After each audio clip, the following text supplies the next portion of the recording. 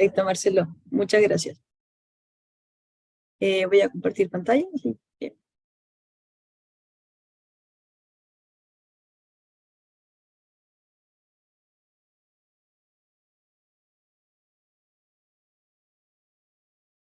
Perfecto, ahora sí. Buenas tardes a todos y a todas. Eh, Antes de dar inicio a a la primera clase del módulo 2, me gustaría preguntarles a los que pudieron asistir a la charla, a la tutoría del día sábado, qué tal se sintieron en la clase, si tienen algún como feedback con respecto a esto. Es importante comentarles que el tutor Carlos y yo estamos como en constante comunicación con respecto tanto a estas clases como teóricas y las tutorías. Entonces, como el feedback que ustedes nos puedan proporcionar, ya sea a él cuando les pregunte sobre las clases teóricas o en este caso a mí, cuando yo les pregunte sobre sobre las clases de tutorías, es súper valioso para que nosotros podamos como seguir perfeccionando todo este proceso, ya que, como ustedes bien saben, es la primera versión del bootcamp, entonces todas estas como feedback que puedan, que nos puedan comentar va a ser súper útiles. Así que si alguno tiene algo que decir, algo que comentar frente a la tutoría, es el momento ahora, justo ahora. Hola Rosa, habla Sandra. Hola, Sandra. No, yo por mi parte, súper agradecida la tutoría, fue súper buena para los que estuvimos ahí porque pudimos en el fondo solucionar las dudas, que casi todos estábamos parados en el mismo proceso de la instalación de los tools. Y pudimos partir de cero instalando y ya con eso pudimos en el fondo empezar a hacer recién algunos ejercicios, por lo tanto llegamos casi toda la clase sin ningún ejercicio hecho como para tener más dudas. Pero quedamos que en la próxima clase vamos a llevar otras dudas respecto ya a los ejercicios en sí, pero solucionamos todos los problemas de la instalación. Fue Sí, muy buena y muy provechosa la clase. perfecto, Sandra, muchas gracias. Sí, Carlos me comentó exactamente lo mismo, que se habían detenido, bueno, que todos instalaron el entorno de Visual Studio y se quedaron sin problema. Y que también me comentó que habían visto algunos ejercicios de la clase que se habían comentado. Si nadie tiene más como feedback con respecto a esa tutoría. Lo que sí, Carlos también me comentó que ustedes habían sentido que el curso, las dos primeras clases, fueron muy rápidas en sí con respecto a desde que empezamos a programar.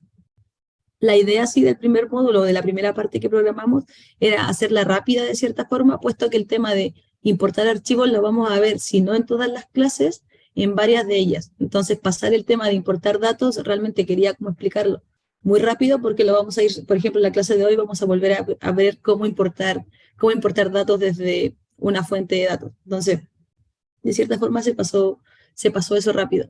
Lo que sí, como les decía, que Carlos y yo estamos en constante comunicación, Carlos me comentó, o bueno, me aconsejó el tema de que pudiéramos, o yo de cierta forma, les dejara a ustedes ejercicios para que puedan practicar un poco más o en un lenguaje muy coloquial, soltar la mano con respecto a Python, puesto que el nivel del curso en sí con respecto a este lenguaje de programación es básico, o sea, por parte de los participantes del curso.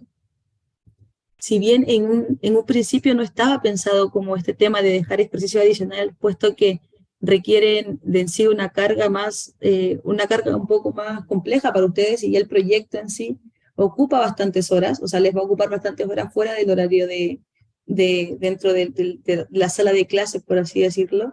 Pero como vuelvo a insistir, como es la primera versión del bootcamp, en el caso de que ustedes digan, la mayoría de ustedes digan que sí necesitan ejercicios para practicar un poco más, eh, no sé, para resolver algunas dudas y cosas por el estilo, se les va a empezar a dejar ejercicios los días martes, los cuales pueden ir resolviéndolos ustedes y con dudas y consultas para la clase de tutoría.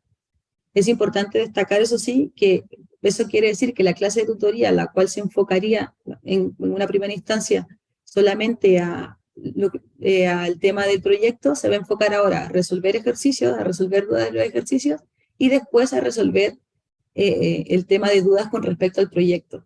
Entonces, de las 2 horas totales que tienen, ya no tendrían 2 horas para el proyecto en sí, sino tendrían, no sé, 30 minutos o 1 hora, dependiendo de las dudas y consultas que surjan a lo largo de las tutorías. Y asimismo, estos nuevos ejercicios que se les enviarían tendrían un porcentaje sobre la nota final.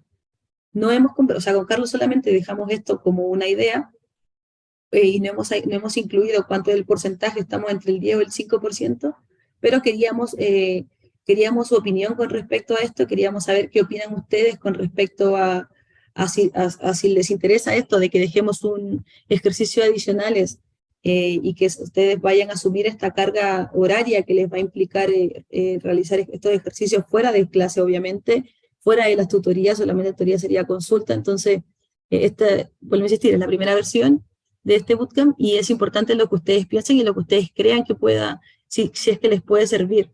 Marcelo en estos momentos va a habilitar una encuesta, la cual solamente pregunta, va a ser anónima por supuesto, la cual solamente pregunta si es que quieren incluir este tema de nuevos ejercicios. Es fácil de responder sí o no, y al finalizar la clase del día de hoy, dependiendo de la cantidad dependiendo de lo que vote la mayoría, en el caso de que sea así, se le va a dejar todos los días martes 4 o 5 ejercicios, los cuales pueden resolver de aquí al viernes, y el día sábado, o sea, de aquí al sábado, el día sábado, llegar con estas dudas o consultas específicas, y los lunes antes de iniciar la clase teórica, en teoría, deberían hacer envío de los ejercicios. Y por eso va a contar dentro de un porcentaje de la nota. El 5 o el 10% todavía no lo hemos como analizado muy bien, puesto que esta es una idea que surgió de Carlos a partir de la clase de tutoría. Entonces, pero lo primero, lo importante es como que voten en la encuesta, y como para saber si es que va a ser necesario, y para saber si es que también contamos con el compromiso de que ustedes van a realizar estos ejercicios, porque no tiene sentido realizarlos, o sea, agregar esto a la tabla de calificación final, siendo que nadie lo va a realizar, puesto que sí, como yo entiendo, estamos en horarios, de cierta forma, todos trabajan, entonces sé que les va a demandar una carga horaria extra. Entonces, la encuesta queda abierta. No sé si, Marcelo, ¿me confirma si la activaste? Sí, yo la estoy viendo. Ahí debe aparecer la encuesta. Sí, sí, justo la acabo de ver. Entonces, bueno, dependiendo de eso, un segundo, alguien quiere entrar a la sala. Bueno, dependiendo de eso, en el caso de que sea afirmativo, se incorporarían nuevos ejercicios, y en el caso contrario, seguiríamos con la misma dinámica, de donde ustedes, al finalizar cada sesión, o bueno, cada 2 sesiones, solamente se dedican a su proyecto, al proyecto grupal. Así que nada, al finalizar la clase de hoy, terminaríamos esas votaciones, y les contaría un poquito de cómo va a seguir, de cómo seguiríamos en caso de incluir estos ejercicios. Bueno, sin más preámbulos, creo que ya vamos a seguir con el tema de los contenidos. Hoy iniciaremos con la primera clase del módulo 2, la cual lleva por nombre preprocesamiento de datos. Durante la clase de hoy conoceremos las etapas de este proceso de preprocesamiento de datos, describiremos cada una de ellas, y asimismo a través de un ejercicio práctico, en el cual trabajaremos con Visual Studio Code, ya que todos lo tienen, o las personas que fueron a la tutoría lo tienen instalado. Replicaremos los 2 primeros pasos de todo este proceso de preprocesamiento de datos, exactamente los pasos o las fases que consisten en la carga de datos y la limpieza de los mismos. Al igual que la clase del martes pasado, esta clase va a tener, así como dije, una parte teórica y una parte práctica. En porcentajes va a ser el 50% práctico y el 45% teórico. Si se dan cuenta, poco a poco vamos incluyendo un cierto porcentaje más de practicidad, para quizás ya llegar en la siguiente o en la subsiguiente clase a una clase 100% práctica. Cosas a recordar: revisé el archivo de los proyectos, no he visto a nadie que se haya inscrito. Recuerden que la presentación la tienen el próximo lunes. Y lo otro, si es que alguien tiene dudas o consultas a lo largo de, ya sea la presentación teórica o la presentación práctica, por favor active el micrófono y se presenta así como: hola, soy, no sé, en este caso Sandra, y tengo esta duda, con el fin de poder saber quién me está hablando y poder responder la duda inmediatamente. Recuerden que el chat no lo visualizo tan seguido, entonces si es que alguien escribe por el chat, va a ser más difícil verlo, y el tema de levantar la mano tampoco sé como el orden en el cual levantan la mano, entonces si es que tienen una duda, activen su micrófono inmediatamente y la podemos resolver. Bueno, sin más preámbulos, iniciemos con los contenidos. Bueno, cuando iniciamos el módulo, realmente la segunda parte del día lunes, después de haber detallado las normativas y cómo va a funcionar el curso, en la parte más de introducción, donde explicamos la importancia de los datos, que los datos siguen creciendo constantemente, ahí les comenté que el volumen de datos en sí es amplio y seguirá creciendo a lo largo del tiempo. De hecho, nosotros, asimismo, como el conjunto de datos que cada uno de cierta forma analiza, ya sea en su empresa, ya sea como un conjunto de datos que tenga específico, también está susceptible a este crecimiento, también está susceptible a que pueda aumentar en tamaño, ya sea que nosotros cuando estamos trabajando con fuente de datos tenemos solamente una foto de los datos, pero se siguen generando datos, ya sea porque se guardan datos por día, se guardan datos mensualmente, por ejemplo, normalmente en el tema del stock de ventas, normalmente los datos se guardan o se actualizan estos datos mensualmente, o sea, una vez al mes, mensualmente. Entonces estos datos sí o sí van creciendo, ya sea como a nivel mundial, como expliqué, que el conjunto de datos, que la cantidad de datos a nivel mundial es gigante, también de forma local cuando uno analiza o estudia pequeños conjuntos de dataset. Entonces, este volumen de datos, no necesariamente al hablar de grandes volúmenes de datos, hablamos de buena calidad de los datos. A lo que me refiero que no es lo mismo cantidad que calidad. Este tema, puesto que, ¿a qué nos referimos con calidad? A que los datos que estamos tratando, los datos que tenemos, no necesariamente son datos correctos o son datos exactos. Este tema de malos datos o estos problemas con el contenido de los datos es una parte muy típica y normal en el mundo del análisis de datos. De hecho, es muy frecuente que una gran parte del esfuerzo que nosotros nos dedicamos para tratar de obtener o tratar de generar información para apoyar las decisiones, una gran parte de ese esfuerzo se dedica solamente al tratar de obtener buenos datos a partir de nuestro conjunto de dataset que tenemos. ¿Y por qué es importante convertir estos malos datos en buenos datos? ¿Cuál es el problema de los malos datos en sí? Bueno, como hemos comentado anteriormente, por insistir, dentro de la primera clase, el análisis de datos consiste en transformar estos datos en información valiosa que sirve para el apoyo en la toma de decisiones. Entonces, si es que nosotros procesamos o transformamos estos malos datos, nos podría llevar a generar una información incorrecta y por ende nos llevaría al final del día a tomar malas decisiones. No nosotros, sino las personas encargadas a las cuales nosotros le estamos generando todo este proceso de análisis de datos. Existen un sinfín de problemas o hechos también que que tiene que ver con respecto a los datos. Sin embargo, los que he enumerado aquí, estos 12, son los más comunes o los más frecuentes. Es importante destacar que todos estos problemas o estos 12 problemas que se encuentran aquí pueden presentarse en cualquier tipo de fuente de datos, como las que nombramos en la clase del día martes, donde está tipo de fuente de datos de base, ya sea base de datos, ya sea hojas de cálculo, ya sea archivos JSON, ya sea que esté procesando archivos XML. Estos datos, estos problemas en sí son problemas genéricos, son problemas que se encuentran en cualquier conjunto y en cualquier fuente de datos. El primero de ellos tiene que ver con entradas perdidas, que se refiere a registros faltantes. Por ejemplo, a registros faltantes no me refiero a que falte un dato específico en un registro, sino a que falten registros periódicos de un conjunto de datos. Supongamos que, no sé,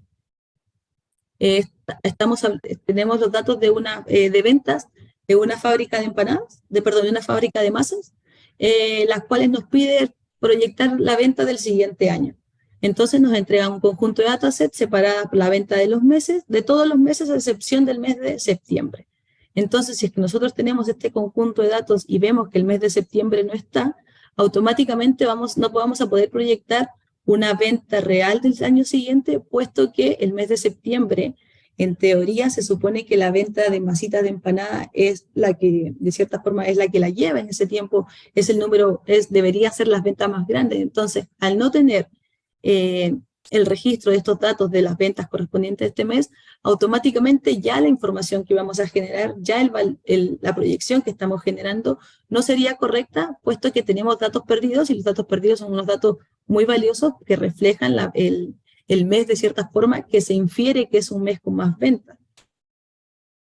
Asimismo, tenemos también los datos nulos, que estos sí representan pequeñas celdas específicas donde la información se desconoce.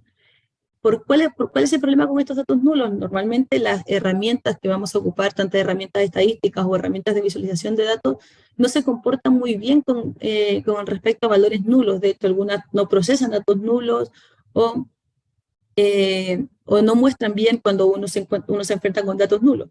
Entonces, este tipo de datos es que genera problemas cuando nosotros queremos llegar al análisis o visualización de la data.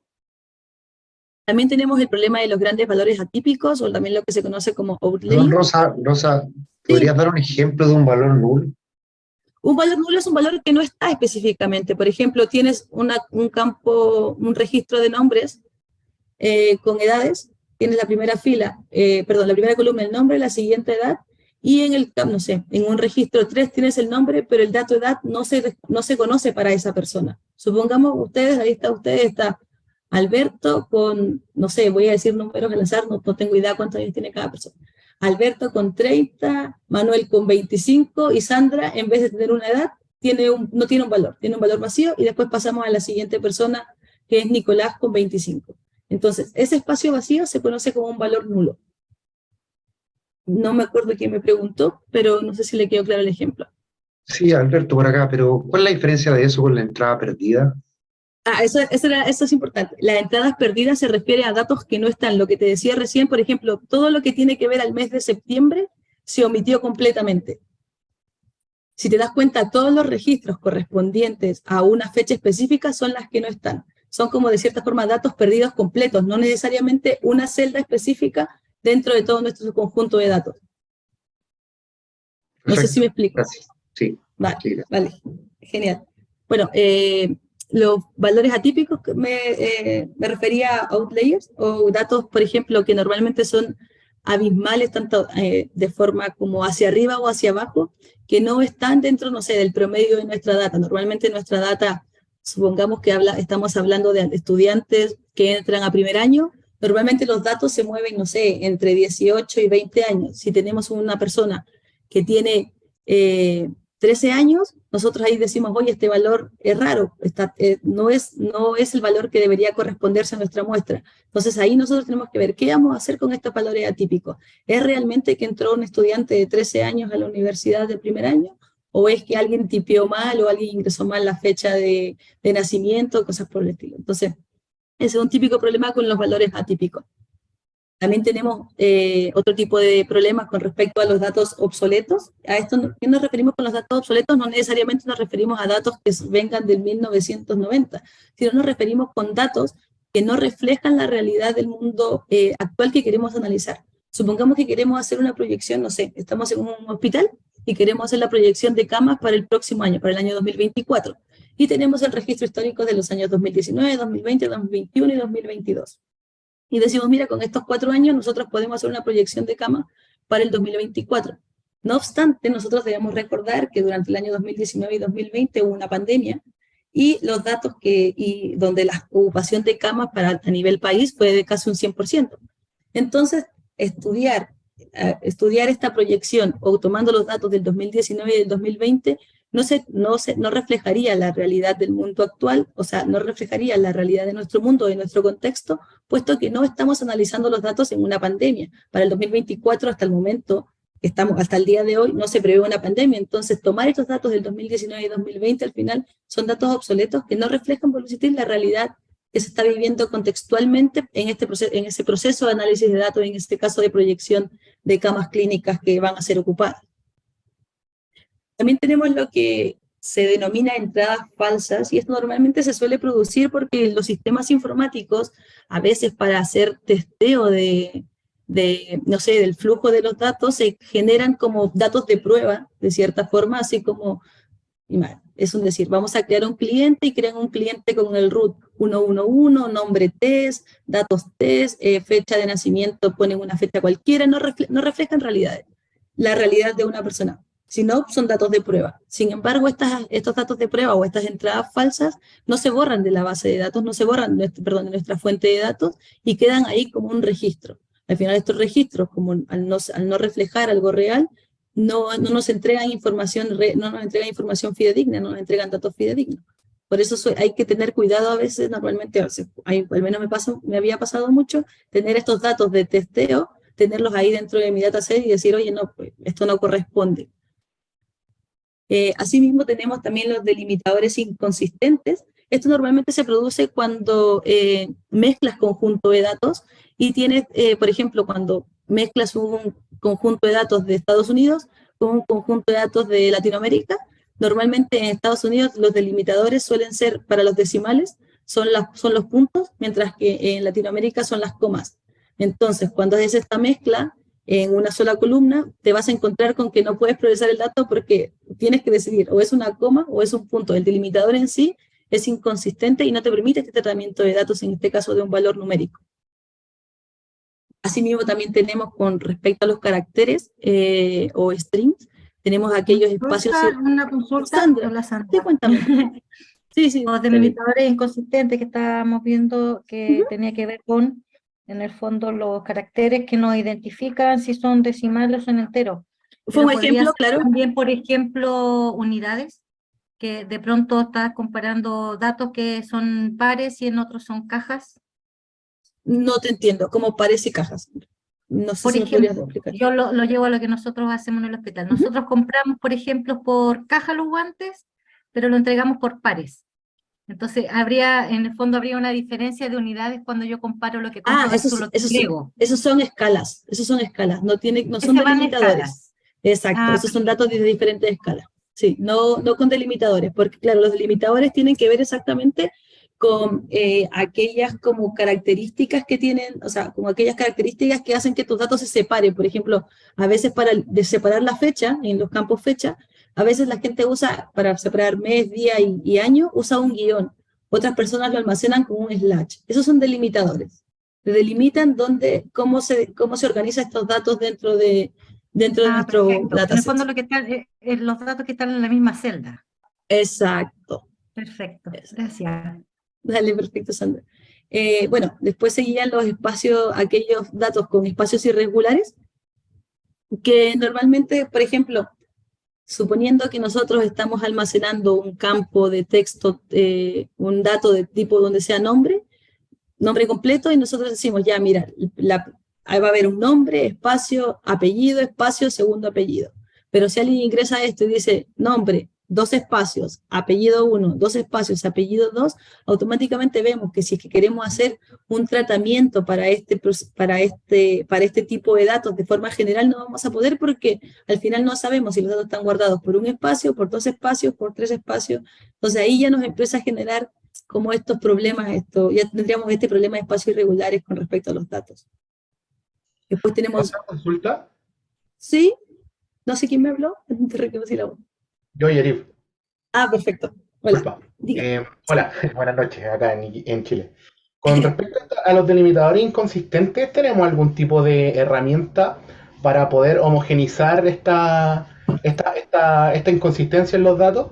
Sí, correcto, tenemos muchos, o sea, a ver, si hablamos del tema de Python y todo eso, tenemos muchas herramientas, en Python cuando importamos un dato, o sea, cuando importamos un conjunto de dataset, podemos decirle, mira, el decimal es el punto, o podemos decirle, el decimal es una coma, podemos decirle, de hecho, los delimitadores para que tú sepas que esto es una columna y esto es otra, no sé, es un tabulador, es una coma, es un punto y coma.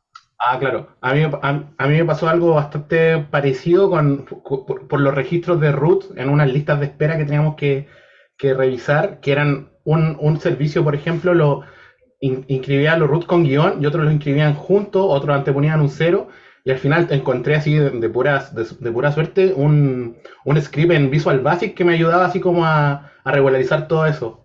Sí, también hay muchos de esos. O sea, se llama, bueno, normalmente para los root existe como una cosa de expresiones regulares, que tú te permites obtener la primera parte antes del guión y después la otra parte después del guión. Así que sí, para los root hay muchos códigos, o sea, en Chile hay muchos códigos, muchas librerías como especializadas en eso, en el tratamiento de los root, porque es muy típico. El tema de que hay gente que le pone guión, hay gente que no le pone guión, hay gente que empieza a ingresar 14 puntos, lo que sigue punto, hay gente sin punto. Entonces sí, el tema del tratamiento de los root está muy, muy controlado desde ese punto de vista. Lo podemos ver como ejemplo más adelante si quieres, Yari. Súper, muchas gracias. Vale, genial. Bueno, también seguimos con, bueno, estábamos, perdón, con el extra espacio en blanco. Normalmente cuando, esto tiene que ver, netamente todos estos errores suelen pasar mucho con el tema de los sistemas informáticos que existen a día de hoy. Cuando uno ve una casilla en un sistema informático donde dice ingresa tu nombre, uno normalmente pone su nombre. Pero cuando se descarga el dataset de este nombre, lo que suele pasar es que a esta columna, o sea, a esta columna o a este dato, uno, como cuando programa, desde la informática misma que están haciendo el proceso para captura de datos, le da un tamaño específico a este campo. Entonces, este campo, suponiendo el nombre, el máximo que puede tener es 200. Y yo ingreso mi nombre, que tiene 4 letras, Rosa, y ¿qué hace el sistema informático? Me llena los otros 196 caracteres de espacios. Entonces tiene Rosa y espacio, espacio, espacio, espacio, espacio, espacio, espacio, hasta que termine de completar, no sé, los 200. 200 es mucho. Los 20 caracteres. Entonces, al final, mi nombre no es solamente un nombre, sino está un nombre compuesto por muchos espacios en blanco. Entonces, si nosotros obtenemos cuál es el tamaño de caracteres de esta celda, siempre va a ser el máximo, siempre va a ser 20 porque estos espacios también se cuentan. Entonces, solemos tener muchos, cuando descargamos bases de datos de sistemas informáticos directamente, este es un problema muy típico, que el espacio en blanco que le acompaña hacia la derecha es como infinito porque, claro, está intentando completar la cantidad de espacios que se les definió.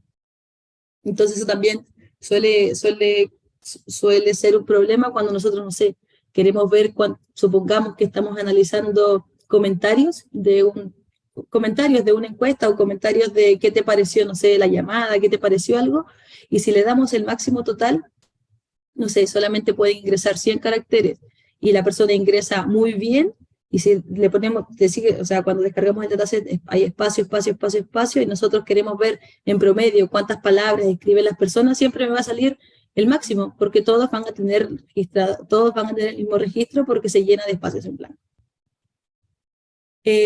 Otro de los problemas con los datos que tenemos son los caracteres no válidos, o caracteres, más que no válidos, son caracteres de difícil tratamiento, y aquí es donde tenemos las ñ, las diéresis, las tildes, de repente signos pesos que se agregan. Entonces, estos caracteres en sí nosotros tenemos que tomar una decisión de qué vamos a hacer, puesto que no todas las herramientas o no todas las técnicas que vamos a utilizar en el bootcamp nos permiten procesar esto. De hecho, hay veces en RStudio, por ejemplo, si las columnas el nombre de las columnas vienen separadas, automáticamente R le pone un punto entre medio, porque como no te reconoce, o sea, por más que te reconozca, es como no es aconsejable poner el nombre de una columna separada, o sea, como nombre completo, no, ahí el R pone nombre, punto completo para identificar esta columna. Ya lo veremos durante la clase.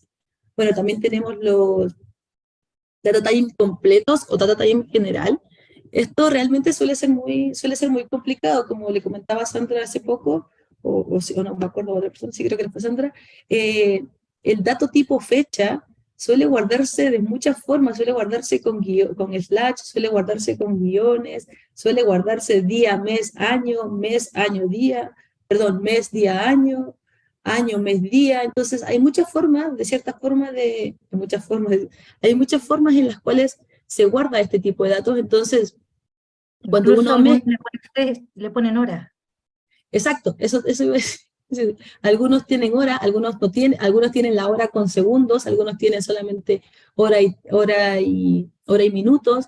Entonces, en sí, cuando nosotros mezclamos dos datasets, o de hecho cuando trabajamos solo con un dataset, el dato fecha, el tipo de dato fecha siempre es un dato muy complicado, y siempre hay que tener mucho ojo con eso, porque si no está bien tabulado, si no está bien escrito, si no revisamos bien que esté de cierta forma correcto y que sea homogéneo para todos, ya nos va a empezar a generar unos problemas muy grandes.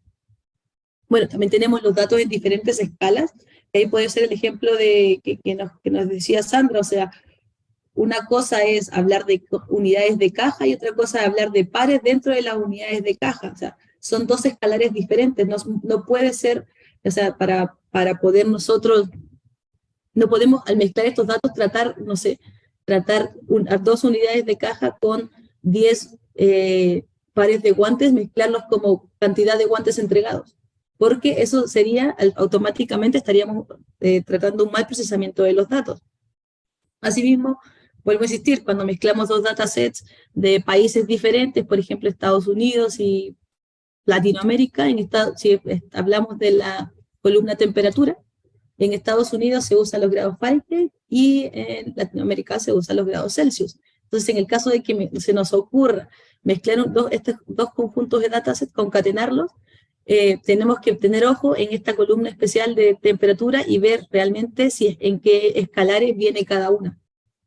Porque si es que viene... Pasa también con los precios. Por ejemplo, a nosotros nos pasa que hay precios que vienen en CL, otros vienen en UF y otros vienen en dólar. Entonces, si yo no tomo en consideración esa columna, estoy mezclando pera y manzana. Son todos los mismos valores.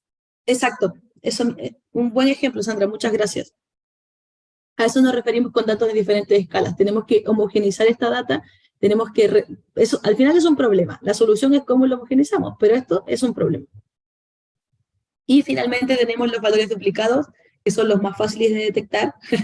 Normalmente, sin embargo, son los que nos generan mucha molestia en el tema de análisis de datos, pues afecta directamente a la cantidad de datos registrados. Suponiendo que queremos saber, no sé, estamos en un registro de ventas y queremos saber cuál es el producto que más se vendió, y de mala suerte, justo el producto, no sé, tenemos A, B, C producto y el producto C se duplicó muchas veces, al final vamos a tener que el producto C se vendió más que el A y el B, siendo que no es la verdad, solamente que el valor del C se duplicó por algún motivo, error informático, error en cómo se guardó los datos, cualquier error, pero tendríamos este valor duplicado y ya nos generaría de cierta forma un problema en el tema de analizar los datos. Bueno, entonces, en resumen, bad data o malos datos está compuesto por datos duplicados, datos perdidos, datos incorrectos o datos inexactos. Por eso es importante que antes de generalizar visualizaciones o utilizar los datos para generar información en este proceso de análisis de datos, tengamos que realizar como un paso previo o un análisis previo de los datos, lo que se denomina comúnmente como el preprocesamiento de los datos. Además, este tema de procesamiento de los datos, nos va a permitir comprender los datos y la naturaleza de los mismos. O sea, vamos a saber básicamente qué datos estamos viendo, en qué valores numéricos se mueven, y vamos a comprender un poco más de qué nos quiere decir este conjunto de datos. Así que recuerden que por más... Rosa, Sí, sí. Pero, o sea, en los sitios web que tú nos diste, datos.gov.cl, no hay que preocuparse de eso, o sí, igualmente hay que mirarlo y todo eso. A ver, en Kaggle en Kaggle es probable que no. Un 90% de probabilidades de que no tengas que preocuparte. En todas las páginas de Chile, como Datos.gov y todas esas, sí, tienes que preocuparte mucho. Porque los datos que suben, a ver, primero a veces cambian de archivos, algunas veces te suben un CSV, otras veces te suben un punto Excel, otras veces te suben con 5 columnas, otras veces con 7. Los datos de Chile sí tienen un poquito más de inconsistencia con respecto a cómo se suben, puesto que los suben como por ley de transparencia, pero no necesariamente cumplen siempre el mismo formato. Los datos de Kaggle, sí, básicamente es el mismo formato, y hay algunas cosas que tienes que irte preocupando, por ejemplo, como son datos de Estados Unidos normalmente, tienes que ver el tema de las escalas, o sea, cuando tú quieras pasarlo para explicar un poco para explicar un poco el contexto, quizás lo quieras pasar a tus unidades en vez de punto en vez de coma usar el punto, perdón, en vez del punto usar la coma. Entonces, en esas cosas quizás tienes que tener un poquito más de ojo. Con respecto a Kaggle, con respecto a los datos de Chile, vuelvo a insistir, tienes que pasar casi por todo. Perfecto, gracias. Perfecto. Bueno, estaba aquí. bueno, lo importante es como que recuerden que por más que nosotros hagamos como, tengamos las mejores visualizaciones, generemos como el mejor, no sé, el mejor dashboard, con los mejores indicadores, con la información que representa tal cual los datos. O sea, nosotros decimos, mira, no le hemos hecho nada a los datos, tomamos los datos y a partir de esos datos llegamos y generamos esta información. Si los datos son incorrectos, si los datos no fueron de cierta forma revisados anteriormente, nosotros no hicimos un proceso de preprocesamiento de estos mismos datos, esta información que vamos a generar no va a ser una información correcta, va a ser una información mala de cierta forma y por ende va a conllevar a una mala toma de decisiones, pues nuestro sustento, que fue base a lo cual nosotros generamos esta información, es incorrecto o erróneo. Así que recuerden algo súper importante, que antes de cierta forma empezar a escribir código o empezar a hacer todo este proceso, utilizar técnicas para el procesamiento de datos, para el análisis de datos, tienen que tener mucho ojo con los datos y realizar sí o sí el proceso de preprocesamiento de los datos. Bueno, como decía, para evitar estos típicos problemas con respecto a los datos, existe un proceso que se denomina preprocesamiento de datos. Dorian Pay, en su libro de Data Preparation for Data Mining, publicado en 1999, o sea, hace 20 años atrás, define este proceso como la manipulación y transformación de datos sin procesar, con el fin de generar un conjunto de datos que se puede exponer o hacerlo más entendible y accesible, para poder generar información valiosa que apoye el proceso de toma de decisiones. ¿Por qué es importante este proceso? Bueno, los datos reales tienen un sinfín de características, o issues, o errores, como lo quieran llamar, que los caracterizan y los hacen ser impuros. Y esto puede conducir a una extracción de patrones o reglas poco útiles o erróneas. Además, la preparación de los datos puede generar un conjunto de datos, o sea, de cierta forma, sí, el tema de preprocesamiento de los datos puede generar un conjunto de datos más pequeño que el original, lo cual al final del día nos permite mejorar la eficiencia en el tema de cómo usamos nuestras técnicas, nuestras técnicas de análisis de datos, puesto que ya no tenemos, no sé, un conjunto de datos de 35 características, o 35 columnas, o 35 features, 35 nombres variables, como quieran llamarlo, sino al analizar con el tema de preprocesamiento de datos, vemos que de estas 35 características realmente importantes son 5. Entonces, al final del día tenemos un dataset más pequeño, más conciso, pero que nos entrega mucha información con respecto a lo que nosotros queremos llegar a responder. Bueno, también Chan y compañía detallan que el procesamiento de datos engloba aquellas técnicas de análisis que permiten mejorar la calidad de un conjunto de datos, de modo que al aplicar las técnicas de análisis de datos o visualización de ellas o distintos tipos de técnicas, se puede obtener una mejor información o se puede obtener un resultado con mayor exactitud. Esto debido a que los datos, o ese mini conjunto de datos, o ese subconjunto de datos, reflejarían de forma más eficiente el problema real el cual se está buscando resolver. Si bien es difícil dar una lista de tareas exactas o tópicos exactos para este proceso, puesto que en la literatura, puesto que en la literatura diferentes autores determinan diferentes pasos o diferentes ítems en los cuales corresponden al tema del procesamiento de datos, yo me he tomado la libertad de detallar estos 6, bueno, realmente estos 5 pasos, los cuales para mí englobarían todo lo que tiene que ver con el tema de preprocesamiento de datos y lo que he denominado la preparación de datos para llegar al proceso de visualización, de análisis y visualización de datos.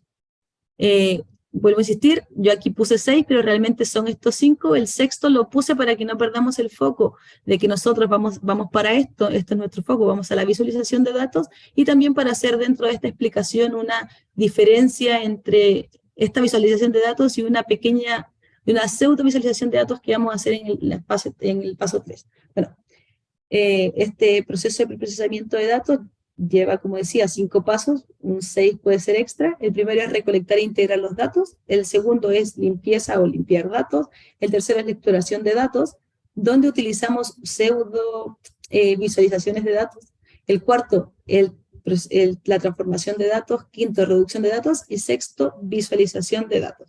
Ahora vamos a ver en qué consiste cada uno de forma un poco general, pero detallada. Bueno, el primer paso en el proceso de análisis y visualización de datos es, como decía, recopilar e integrar datos. ¿Esto qué significa? Significa recopilar datos de una variedad de fuentes de datos, variedad de fuentes de información, como base de datos, hojas de cálculo, no sé, encuestas, distintos tipos de archivos, etc. Y una vez que se han recopilado estos datos, es necesario integrarlos en un solo dataset o un solo conjunto de datos y homogeneizar los datos, homogeneizar las columnas que representen exactamente lo mismo con el fin de que cada una de las columnas represente el mismo tipo de datos. Entonces, cuando recolectamos distintos tipos de datos, tomamos de cierta forma distintas fuentes, vemos qué tiene cada una de estas fuentes en sus columnas, vemos en qué se parecen, qué es lo que se diferencia, y las integramos en un solo conjunto de datos, como algunas personas le llaman, una sola sábana de datos gigantes que contenga todo este tipo de datos, que contenga todo el dataset que ha sido de cierta forma dividido, lo agregamos en un solo dato, en un solo tipo de archivo. Después sigue el proceso de limpieza de datos, el cual tiene como objetivo garantizar que los datos sean precisos y completos.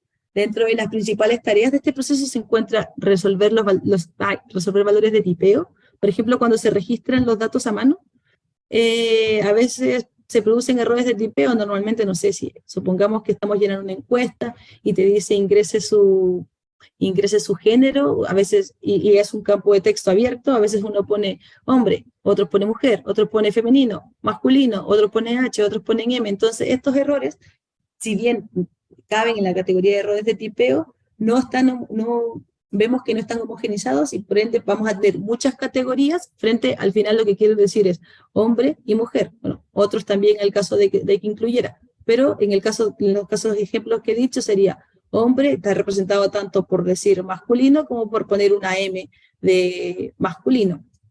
Entonces, esos tres datos, al final hemos representado la misma categoría de hombre con tres tipos de datos distintos. Entonces, eso lo podríamos clasificar dentro de lo que se conoce como errores de tipeo. Bueno, también podemos ver que resolver valores perdidos busca resolver esto en sí, si bien en sí no es un proceso que nosotros tengamos que hacer, puesto que, como alguien preguntó, no recuerdo quién, los valores perdidos corresponden a un conjunto de datos que no está, por ejemplo, los datos de septiembre, para predecir la venta de empanadas de masitas de empanadas para el próximo año. Lo que sí nos permite saber que estos datos no están, que estos datos están perdidos, nos permite decir, mira, la predicción que te estoy haciendo es en base a los datos que tengo. Sin embargo, tienes que considerar que septiembre, el mes que más se vende, no está dentro del análisis de los datos. Esto de saber qué vamos a hacer con los valores perdidos realmente nos sirve mucho, primero hay que detectarlos, saber que no están, y después nos sirve mucho para cuando nosotros hagamos las suposiciones o entreguemos la información, hacer hincapié en aquellas cosas que no hemos podido conseguir, que no tenemos a mano, por ejemplo, en este caso, la información de septiembre. Y finalmente, examinar los valores nulos. En este proceso se debe decidir qué vamos a hacer con este tipo de valores. Existen muchas posibles soluciones para los valores nulos. Por ejemplo, si uno ve una celda con valores nulos, a veces las personas dicen, mira, vamos a eliminar todos esos registros que tienen valores nulos. Otras personas que dicen, mira, si es un valor numérico, lo que voy a hacer es promediar cuál es el valor que tienen todos los otros campos y poner el promedio. Otros dicen, no, pero este campo es un campo categórico. O sea, es un campo categórico que tiene 5 categorías, 1, 2, 3, 4 y 5. Vamos a poner la categoría que más se repite dentro de este valor nulo. Al final, aquí la solución que se busque, mientras esté bien fundamentada, siempre es válida. Entonces, cuando uno está, por ejemplo, esto va a entregar información final, tiene que decir, los valores nulos de tipo numérico fueron llenados por la categoría que más se repita. Y así uno va teniendo claridad con respecto a todo este proceso de análisis de datos. Oye, Rosa, disculpa que Alberto, dime. Sí, pero hay un tema ahí que para mí también es muy importante, que tiene que ver con el tema de la ética también, que fue un poco lo que pasó en el censo fallido que se hizo, no recuerdo en qué año, que faltó censar a, no recuerdo cuánto, mucha gente, y se rellenó información cuando en realidad claro, correspondía. ¿Hasta qué punto es válido el tomar una variable y, si es discreta, repetir la que más se repite? ¿Cachai? Ese es mi No sé O si sea, sí, pregunta, es como comentario. es tu comentario, sí, correcto, pero vuelvo a insistir, o sea, todas estas cosas que nosotros hagamos, lo que nos cuentas del censo y todo eso, es una información que la manejamos, pero si estuvieras, por ejemplo, el tema del censo, se hubiera dicho, no sé, voy a decir números aleatorios que no necesariamente reflejan la realidad, pero si del censo hubieran dicho, de las 1000 personas que se tuvieron que encuestar, se encuestaron a 100 y lo que hicimos fue por las otras 900 replicar estos mismos datos, si hubieran sido transparentes en el análisis de esta información, no hubiera habido de cierta forma tanto cuestionamiento. El cuestionamiento fue porque no se supo, nunca se puso abajo, de cierta forma, como un asterisco, que los datos fueron replicados, hasta que se descubrió todo este proceso de que se replicaron los datos, esto pasó así, así, así. Vuelvo a insistir, el proceso de análisis de datos tiene que ser un proceso transparente para la generación de información. Nosotros, como analistas de datos, no podemos llegar y tomar decisiones y dejarla así como, la decidí, pero no se lo voy a decir a nadie. No sé si, o sea, vuelvo a insistir, el tema de lo que tú me dices, cierto, el tema de la ética, pero nosotros como analistas de datos tenemos que transparentar las decisiones que se tomen. Puede ser que las decisiones no sean ni siquiera nuestras, puede ser que nosotros se lo comentemos a nuestro jefe o a la persona encargada y sea la persona encargada que tome esta decisión de no, mira, vamos todos los nulos, todos los campos nulos en este caso, todos los campos vacíos, los vamos a llenar con la información que más se repita. No es una decisión nuestra, pero es una decisión que tenemos que transparentar sí o sí. Entonces desde ese punto va esta parte de la limpieza de datos, perdón, de la examinación de valores nulos. Pero sí, buen punto, Alberto. Tiene toda la lógica eso con el tema de la ética de datos. Pero no estamos entrando y ni creo que vayamos a entrar tan profundamente con esto mismo. Bueno, si uno hace así como un preanálisis, igual los datos nulos te sirven para tomar decisiones. Por ejemplo, si tú ves que hay muchos datos que son importantes para la toma de decisión y están en nulo, entonces uno tiende a proponer que esos campos sean obligatorios. Generalmente los campos nulos quedan en textos que no son obligatorios. Entonces, cuando nosotros los necesitamos, que me ha pasado muchas veces, y digo, este campo hay que cambiarlo a obligatorio porque en realidad no está sirviendo los datos que tenemos para poder lograr una información que nos ayude a tomar ciertas decisiones. Entonces, Exacto, igual te sí, ayuda de pronto a hacer ese análisis. exacto. Sirve para un futuro capturar los datos, pero en el caso de que no lo tengamos y estemos haciendo el análisis ahora, ahí hay que tomar de cierta forma algunas decisiones. Que son las que estábamos hablando recién. Muchas gracias, Sandra, por tu comentario. Bueno, después seguimos con el proceso de exploración de datos, el cual tiene como objetivo inspeccionar y analizar los datos con el fin de obtener información de las características, o columnas, o variables, o como ustedes las quieren llamar, y su significado. Por ejemplo, saber entre qué valores se mueve una característica, lo que decíamos recién, o sea, lo que decía recién el ejemplo anterior, las edades. Si vemos una persona que, no sé, sus edades fluctúan, alumnos de primer año fluctúan entre 20 y 20, no sé, entre 18 y 20, si vemos una persona de 13 o una persona de 65, hay que identificar esa outlier, hay que identificar qué vamos a hacer con ellos, están bien registrados, no están mal registrados, nos interesa analizarlo o no nos interesa analizarlo. Bueno, también podemos dentro de este proceso de exploración de datos identificar patrones, identificar tendencias, y es común dentro de este proceso de exploración de datos utilizar gráficos o ciertas técnicas de visualización para saber cómo se mueven, para conocer los datos en sí. Sin embargo, es importante destacar que los gráficos que utilicemos aquí o las técnicas de visualización que utilicemos aquí es netamente para saber qué nos dicen los datos, pero cómo se mueven, no para nuestro objetivo final, que es el tema de, no sé, predecir las ventas del próximo año, o no sé, establecer el patrón de ventas del próximo año. No, aquí nosotros estamos utilizando esta visualización de cierta forma un poco más específica, pero para conocer nuestros datos, para conocer en qué valores se mueven, no para conocer el panorama general. Entonces, es importante que tengamos eso claro. Aquí vamos, para el tema de exploración de datos, ¿vamos a usar gráficos? Sí, muy seguro. Cuando trabajemos, 100% seguro. ¿Estos gráficos van a ser los gráficos finales que van a estar en nuestro dashboard? No necesariamente. Entonces es importante que lo tengan claro. Cuando nosotros veamos este tema de exploración de datos y vean gráficos, no vayan a decir, ya estamos en la visualización de datos. No, para nada. Seguimos en el proceso de exploración de datos. El proceso de transformación de datos, en algunos casos puede ser necesario transformar estos datos antes de poder analizarlos, Esto podría implicar convertir los datos de un formato diferente, o sea, de un formato a otro formato, por ejemplo, convertir datos de texto en datos numéricos. También podría implicar cambiar la escala de datos, por ejemplo, como dividir todos los datos, como son muy grandes, por una constante. En algunos casos también, cuando hablamos de encuestas o entrevistas, hay cierta cantidad de datos que reflejan dimensiones. Entonces, ¿qué hacemos? Tomamos todos esos datos que reflejan la dimensión y generamos un indicador de la dimensión. Entonces, ahí ya hicimos una transformación de datos a partir de un conjunto reducido de características, elaboramos un indicador el cual representa la dimensión. Asimismo, algunas veces si trabajamos con datos muy dispares que no son comparables unos con los otros, también es recomendable pasar por un proceso de estandarización de los datos para poder hacerlos comparables. Por ejemplo, si estamos hablando de el peso y hablamos de la altura, si no se mueven en los mismos rangos, estamos hablando de kilogramos, estamos hablando de centímetros. Al no moverse en los mismos rangos, intentar hacerlos comparables quizás no es muy productivo. Entonces, estandarizamos los dos tipos de datos y ya al estar estandarizados, ya pueden ser comparables y ya podemos ver ciertas similitudes entre ellos y ya podemos realizar como gráficas o esas cosas. También Rosa, tenemos por la anterior, ¿no? ¿Algún ejemplo de cambiar una escala, por ejemplo? ¿A qué te refieres con cambiar?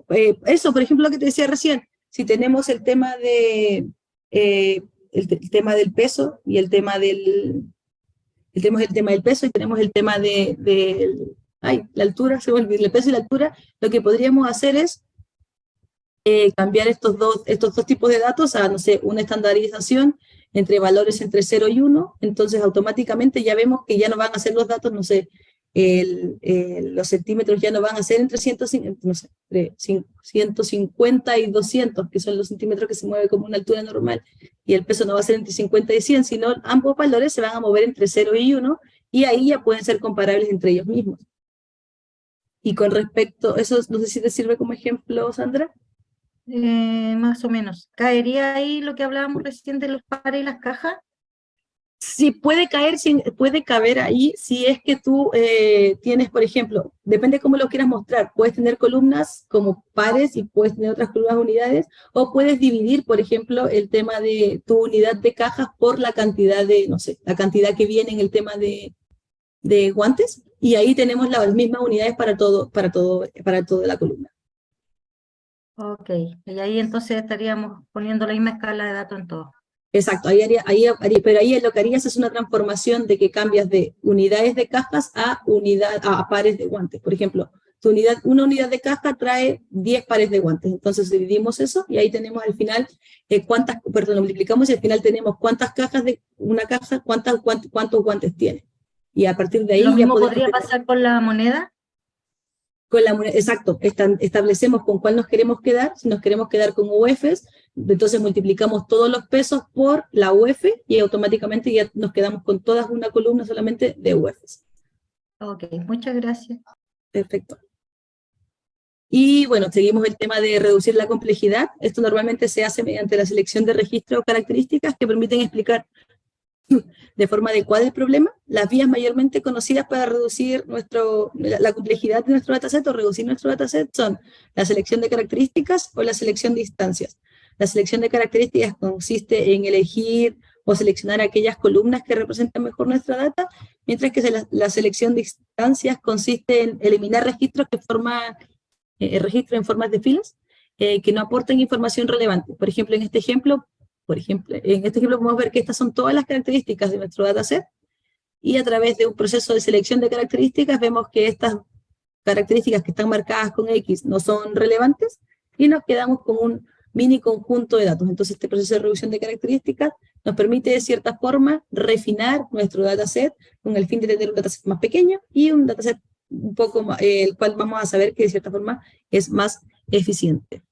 Y el último paso, sí, el cual decía que no estaba en sí dentro el tema del preprocesamiento de datos, pero es para que no perdamos como la visión de lo que nosotros vamos, es el tema de la visualización de los datos, donde utilizamos tablas, gráficos o cualquier otra representación visual de los datos con el fin de ayudar a comunicar los resultados del análisis a otros e identificar cualquier problema potencial que podamos tener, así como dijo Sandra, el tema de los valores nulos que necesitamos, no, los vamos a necesitar para análisis de datos, entonces en una siguiente iteración de la persona que está tomando estos datos, ese valor no puede ser nulo. Entonces lo pone como obligatorio. O sea, de esa forma nos ayuda a identificar cualquier problema potencial que nos esté como limitando este proceso de análisis de datos. Es importante señalar que estos pasos no siempre son lineales. Es posible que debas avanzar y retroceder entre ellos, entre el 1 y el paso 5, mientras vas trabajando en el proyecto de análisis de datos. Por ejemplo, es posible que debas volver a limpiar los datos después de haberlos explorado, y después los exploras y de nuevo te das cuenta que tienes que volver a limpiarlos, o puedes que necesites transformar tus datos después de haberlos visualizado. Entonces, no es un proceso lineal. Asimismo, es importante destacar que este es un proceso iterativo. Esto significa que deberás repetir los pasos los pasos que vas realizando para el proyecto de cada uno, de cierta forma se va incrementando. O sea, primero haces esto, después esto, toma lo anterior para poder seguir, y así sucesivamente.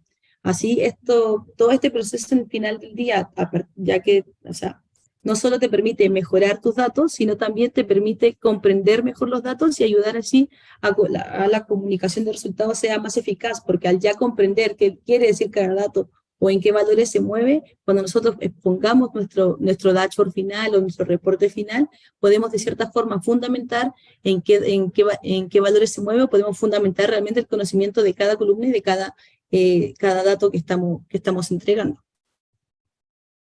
Bueno, eso es todo con respecto a la parte teórica, de cierta forma, de este módulo. Yo creo que sería... No sé si alguien tiene una duda o alguna consulta.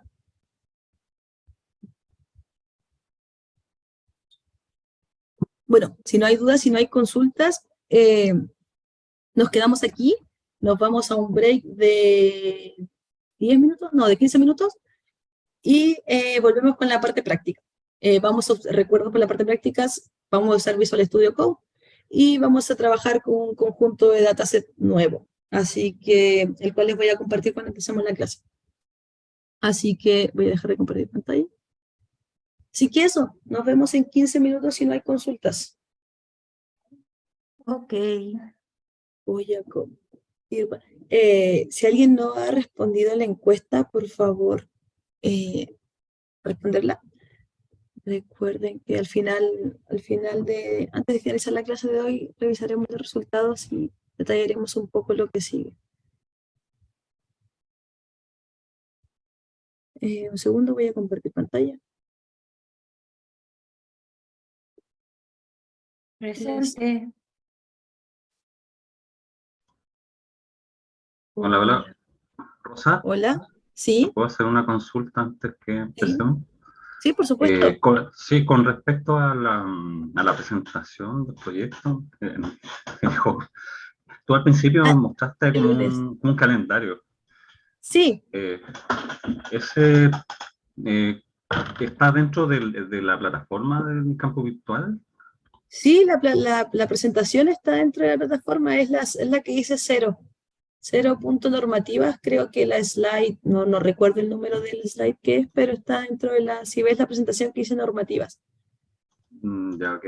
Y esa presentación, o sea, estoy preocupado primero por el tema de los grupos. Ya, ¿sí? Bueno, yo quería proponer también formar los grupos en forma aleatoria, ¿no? Porque yo, por ejemplo, yo no conozco a nadie, no he tenido instancias como para conocerlo. Entonces, Vale, y ahora que estamos, no sé si tomar unos minutos al final de poder formar los grupos, o mañana.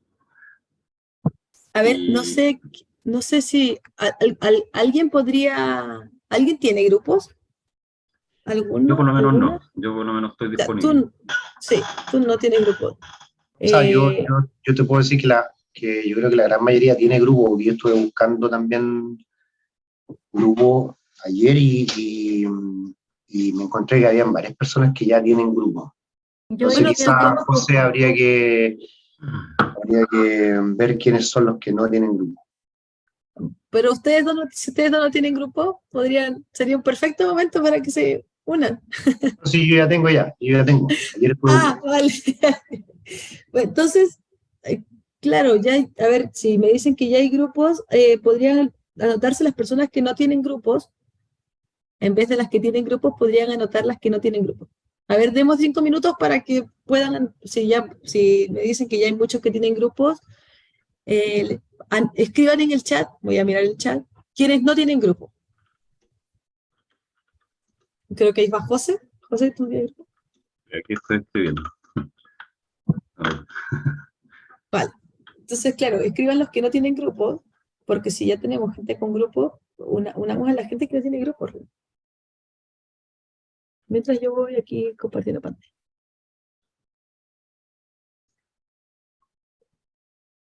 Manuel, Matus y Sandra, ¿ustedes tienen grupo o les falta un integrante? Te dije dos cosas. Ah, van a ser solo los dos. Sí, perfecto, ok. Gabriel, José, Gabriel no tiene grupo, puede ser un momento ideal para que se unan. Esto es más aleatorio que esto, no te puedo proporcionar algo. Rosa consulta. Ah, no sé quién me habló. Sí, Ahí Yari. Gabriel y José no tienen grupo, se podrían juntar. sí, eso mismo estoy diciendo. José, ¿me hablaste tú? No, yo, Yarif. Ah, perdón. Consulta, te quería, aún no he tenido tiempo para meterme en la plataforma, quería saber si es que tenemos o existe la posibilidad de tener algún ejemplo de los proyectos, si es que hay algo ya hecho para poder basarse o trabajar algo parecido. No hay nada hecho a día de hoy. El día de la tutoría se va a publicar la rúbrica. Por el ¿Ya? día de la tutoría recién, pero no hay nada hecho más allá de... Es la primera versión del bootcamp, te puedo poner el título de un proyecto y una descripción corta de algunos proyectos que he tenido en otros cursos, que no son de análisis de datos, son más de Machine Learning, pero te puedo poner algunos nombres y algunas breves descripciones. No sé si te ayudará eso un poco. Sí, también. Vale, sí, el día sábado que se va a publicar la rúbrica, puedo publicar un listado de proyectos nombre de proyectos con la descripción de cada uno de ellos un poquito genérica, si es que eso les ayuda. Así que sí, no hay ningún problema. Bueno, Gabriel y José entonces van a estar en contacto. Si nadie más escribe, creo que solamente a ellos dos les faltaba grupo. Así que el tema de los grupos creo que bien, funcionó, un éxito. Bueno, ahora sí les voy a compartir, si es que nadie más, voy a compartir pantalla. A ver, no sé si estamos viendo. Sí, creo que ahí está. Sí, ahí estoy compartiendo. Ahí está. Perfecto. Bueno, en la clase anterior nos quedamos... Ah, no, perdón, estoy compartiendo otra cosa. Voy a dejar de compartir y voy a volver a compartir.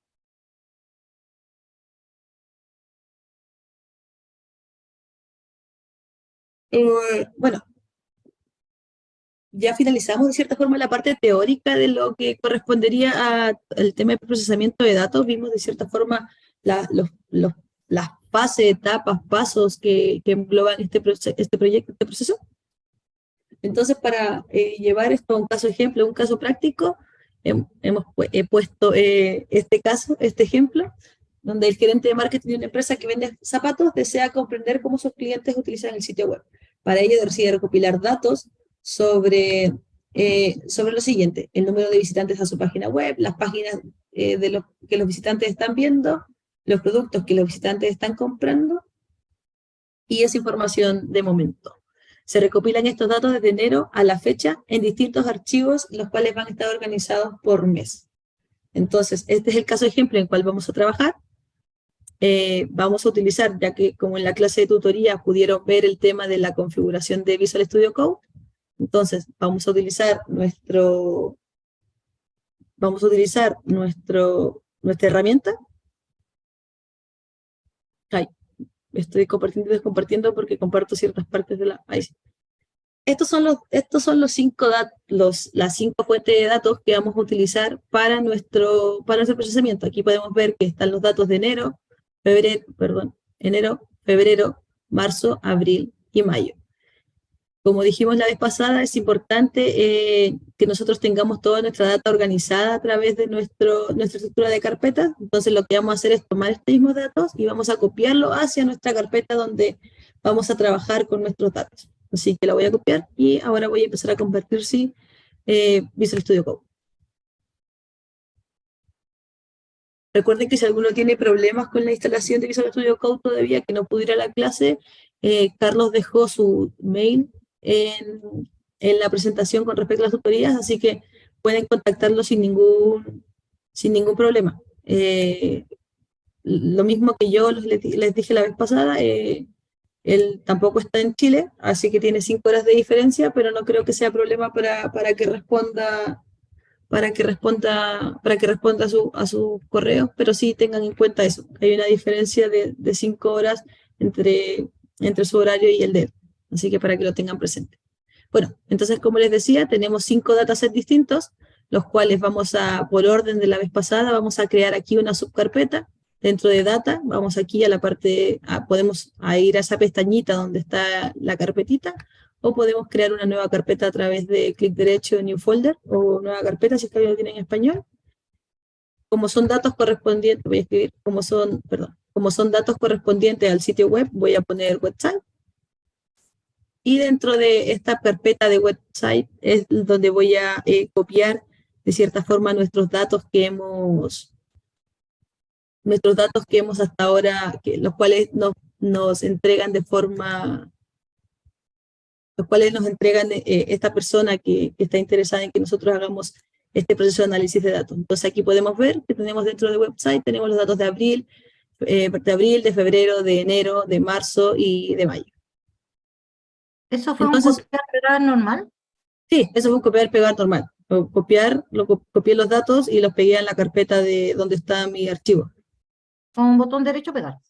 Sí, así, tal cual. Ya, No súper, gracias. no tuvo ninguna línea de código más que copiar y pegar. Y normalmente uno actualiza, aquí ven un botón que es como una recarga, así que actualízase en el caso de que los datos no se vean y presiona actualizar. Como podemos ver, esto corresponde al importar librería, a la carga de datos que hicimos la clase pasada, donde importamos los datos, los leímos a través de un CSV y mostramos algunas características de los datos. Entonces ahora, como vamos a trabajar con procesamiento, nos posicionamos en la carpeta de código, creamos un nuevo archivo y vamos a llamarlo preprocesamiento.py. Porque recuerden que el .py es importante porque estamos hablando de un archivo de tipo Python. Nosotros presionamos Enter y automáticamente vemos que nuestra herramienta de Visual Studio Code nos abre una nueva pestaña con este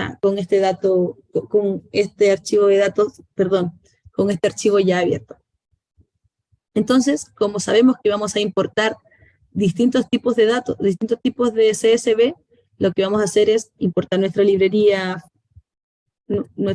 más importante, importar librerías, la cual es pandas. Para eso vamos a hacer import pandas as.pd. Recordemos que este as.pd es un alias normal y por de cierta forma un acuerdo implícito entre todos los programadores, pandas se abrevia como un PD. Entonces, una vez que importamos nuestra librería, ahora lo que viene es cargar nuestros datos. Perdón, bien. Ahora sí. Viene el proceso de cargar nuestros datos. Cargar datos.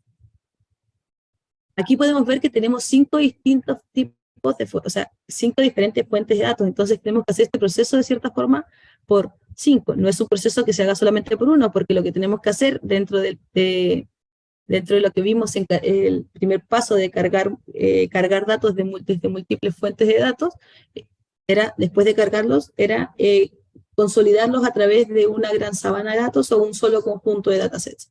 Entonces lo que vamos a hacer es, vamos a asignarle la variable enero, que es la variable mes nuestra, lo que vamos a obtener de nuestro dato. Entonces hacemos pd.read csv, y tal como les dijo Carlos la vez pasada, aquí lo que ingresamos es la ruta de nuestro archivo. En este caso sería data, /website,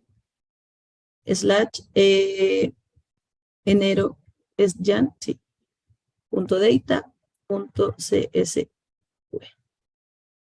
Y aquí lo que hacemos es entonces, lo que obtenemos desde este CSV, se lo entregamos a nuestra variable enero. Si queremos conocer, si queremos ver, por ejemplo, no sé, queremos hacer una visualización de los primeros 5 elementos de nuestro dato enero, ponemos enero.get, y automáticamente, si es que no le entregamos parámetros, vamos a visualizar los primeros 5 registros. Hasta aquí todo es solamente texto y no hemos ejecutado ni una sola línea de código. La vez pasada, cuando estuvimos viendo todo esto, yo les dije clic derecho y run Python y ejecutar el archivo en la terminal, ejecutar todo el archivo. Sin embargo, también tenemos la opción de ir ejecutando paso a paso.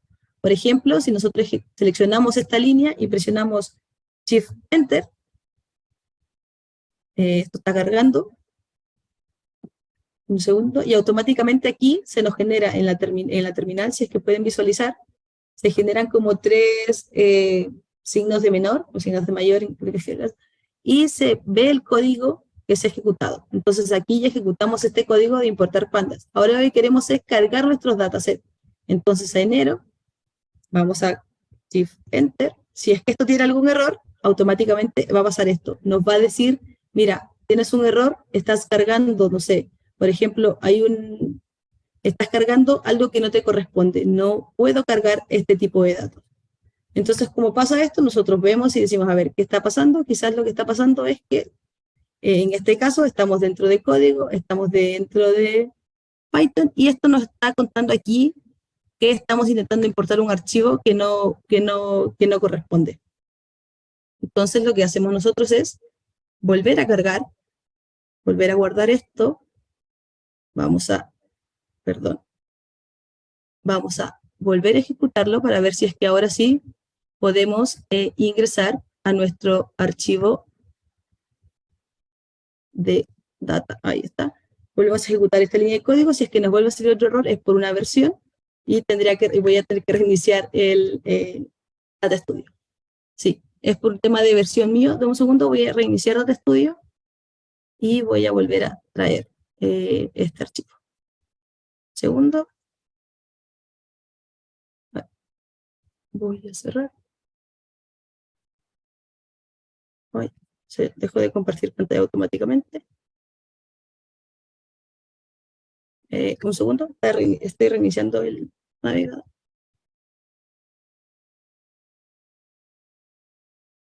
Ahora sí debería poder.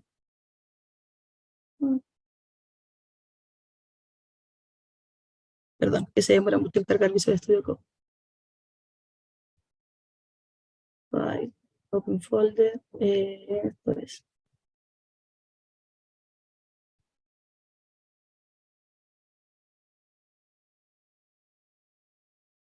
Esto es aquí.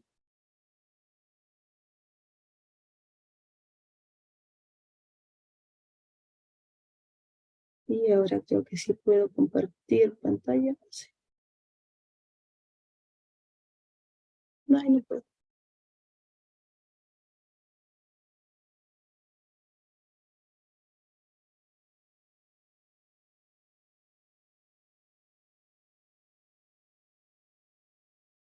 Segundo, estoy compartiendo. Hoy no puedo compartir.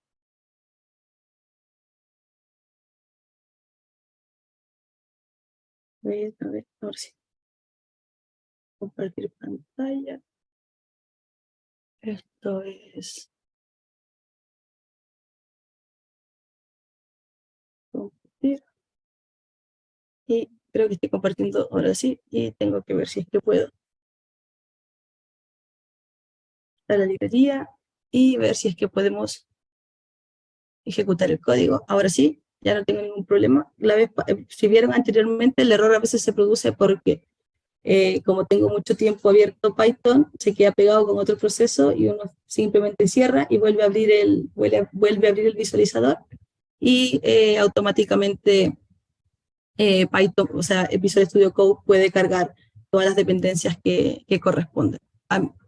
Me pasa porque tengo abierto Visual Studio Code hace como 3 horas atrás antes de empezar la clase. Bueno, entonces, hemos cargado el archivo, Como pueden ver, no ha generado ningún error, como anteriormente estaba, ya no aparece absolutamente nada aquí. Y aquí intentamos visualizar los primeros 5 registros. Y ahí podemos ver que tenemos visualizado los 5 primeros registros de nuestro dataset. Entonces, ¿qué tendríamos que hacer aquí? Bueno, también así como podemos visualizar los 5 primeros registros, podemos visualizar el nombre de las columnas de nuestro data frame, nombre de columnas. Para ello vamos a utilizar la función que nos permite, que se llama columns, la cual viene por cada data frame. Entonces vamos a mostrarla por pantalla y vamos a imprimir enero, en este caso, .columns. Y con esto, básicamente lo que me va a decir es esto mismo que vemos acá, estas cabeceras de nuestro producto. Y si lo seleccionamos y presionamos Shift Enter, aquí podemos ver, voy a agrandar esto por si es que no lo llegan a ver.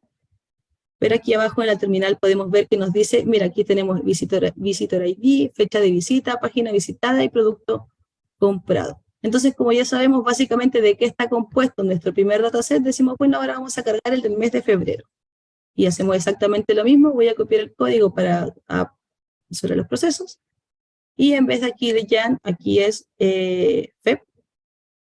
Entonces sería exactamente lo mismo y lo cargamos en nuestro archivo febrero.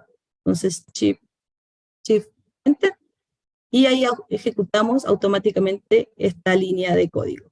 Recuerden que nosotros seleccionamos la fila o lo que queremos ejecutar y presionamos Shift con Enter. Automáticamente con eso podemos ejecutar nuestro código. Bueno, en este caso vamos a ver lo mismo, de qué se compone nuestros datos. Aquí en vez de eso escribimos febrero.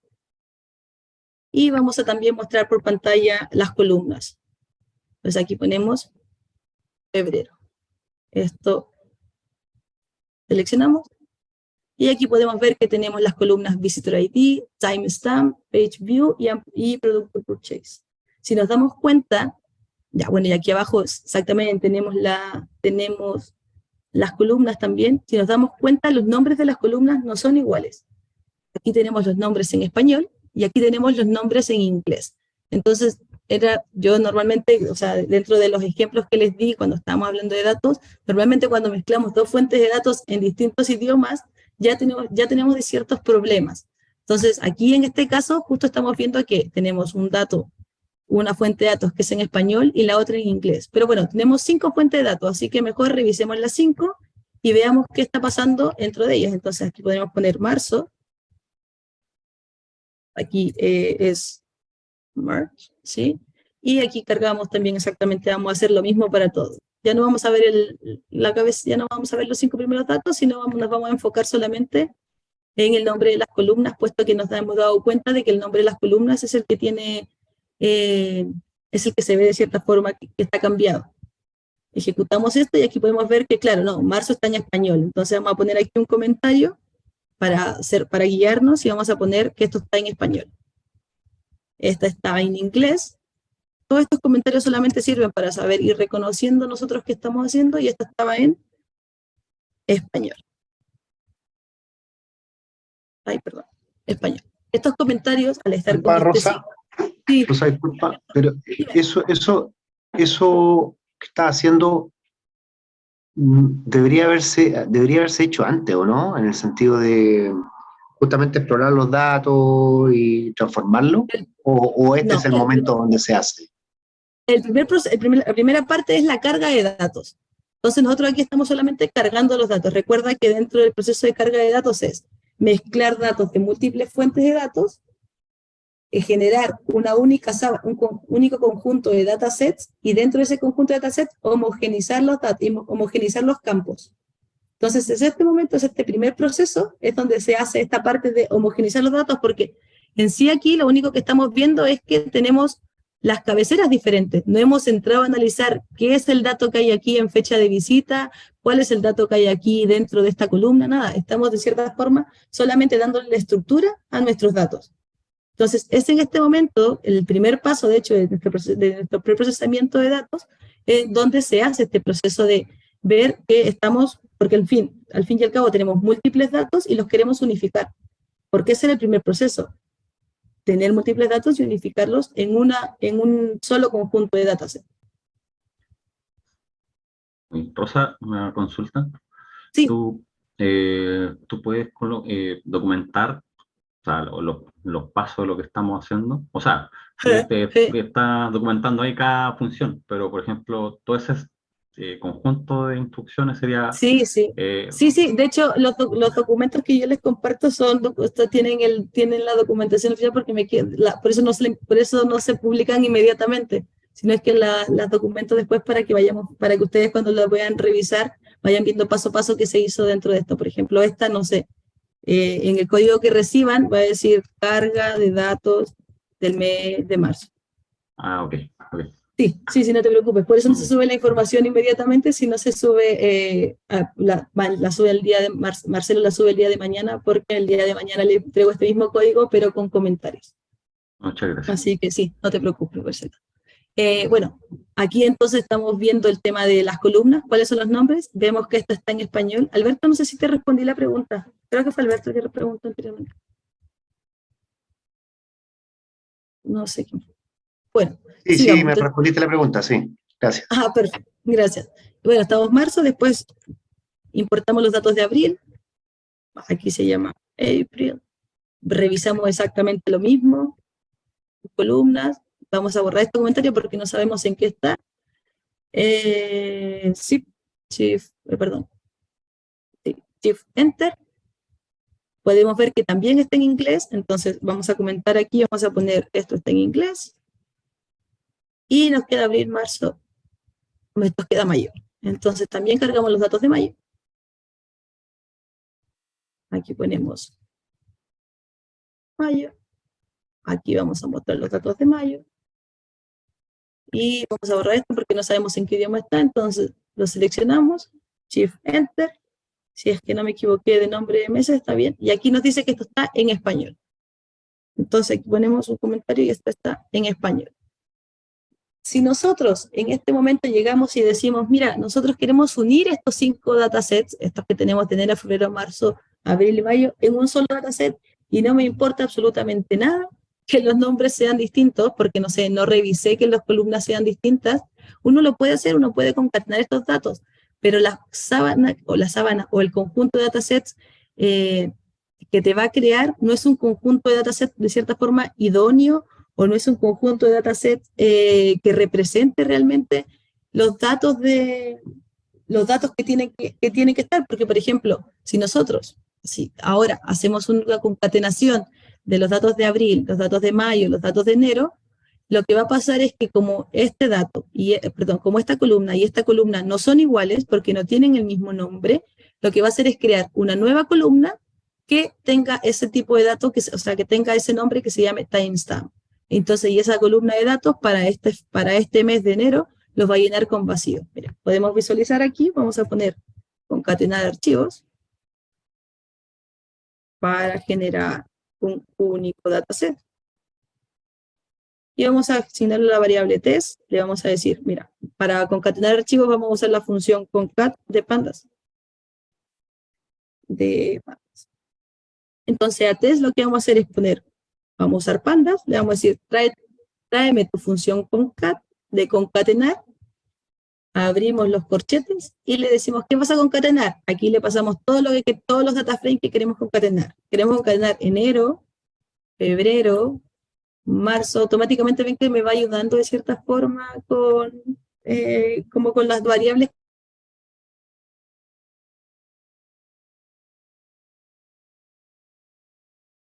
Nosotros hacemos este proceso, después ponemos, no sé, print test.columns, solamente para mostrarnos las columnas iniciales, lo seleccionamos, lo ejecutamos,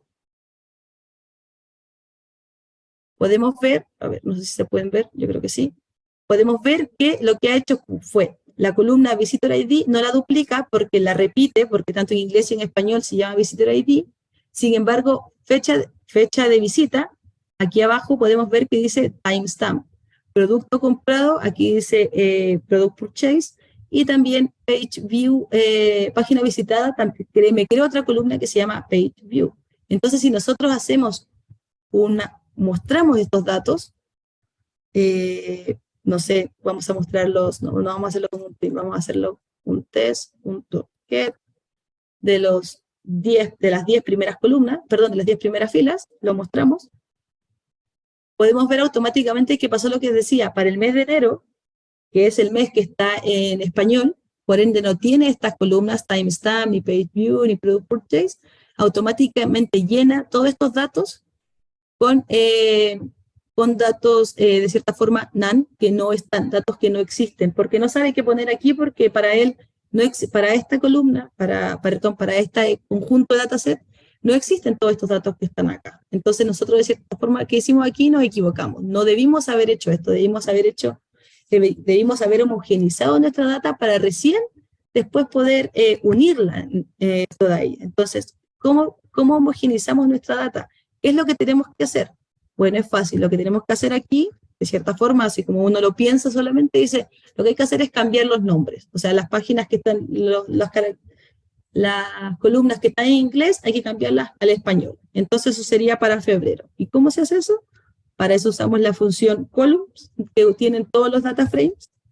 Vamos a poner aquí función columns de los data frames.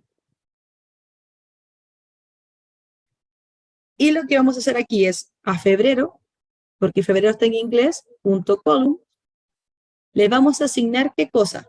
Y aquí le vamos a pasar una lista con los valores que va a tener esa columna. En este caso va a ser visitor ID, si es que así se escribe,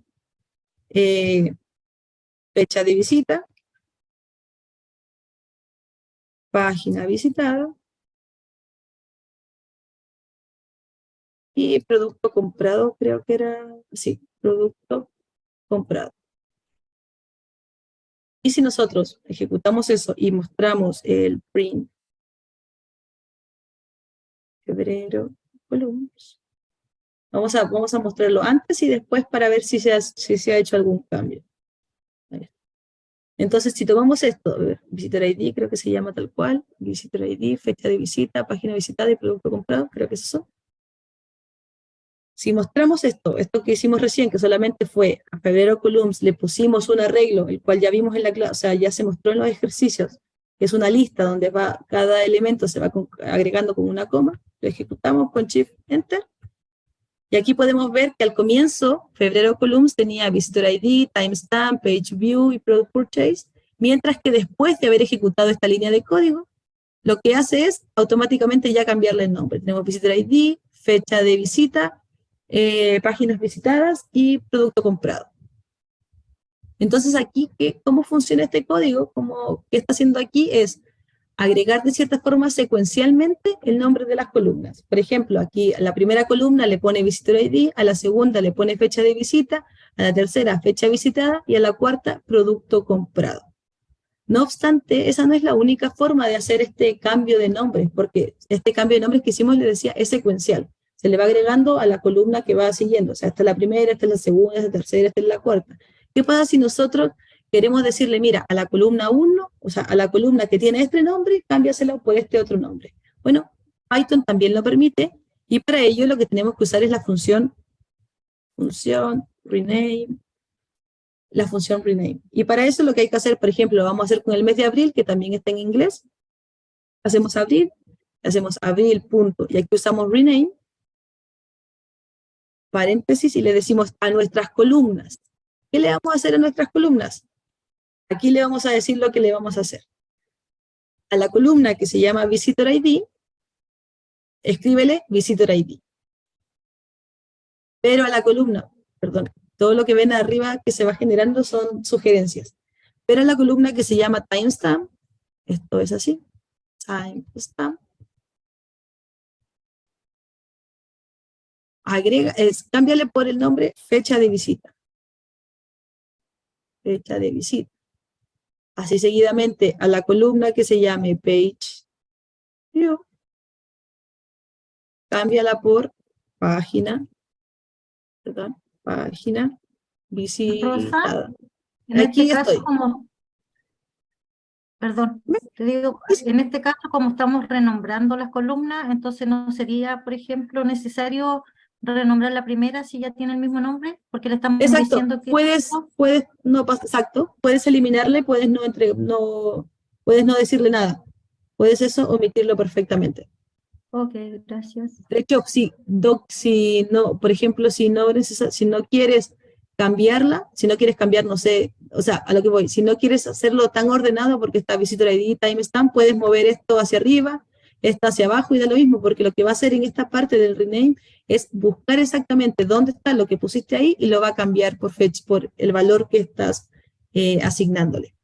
Claro, por eso decía que no era necesario quizás la primera Exacto, porque no es necesario que... se llama igual. Exacto, tienes toda la razón. Vamos por...